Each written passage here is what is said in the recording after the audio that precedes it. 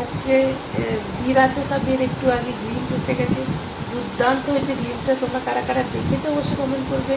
নিধি, ঋদ্ধি কুমার এবং মালবিকা, এটা তিনটে নায়িকাকে দেখা গেল সবাই ওপর দিকে তাকিয়ে রয়েছে এবং প্রচুর কমেডিয়ানকে দেখা গেল।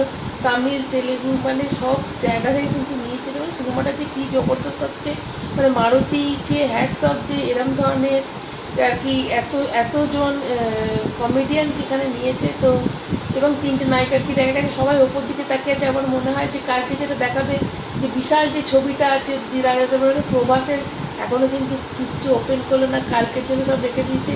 তিনটে নায়িকাকে দেখিয়ে দিয়েছে এবং প্রচুর কমেডিয়ান রয়েছে, তাদের দেখিয়ে দিয়েছে। ভীষণ ভীষণ সুন্দর লাগলো আমার। তোমাদের কেমন লেগেছে বলো? একটা এক্সাইটমেন্ট বাড়িয়ে দিয়েছে।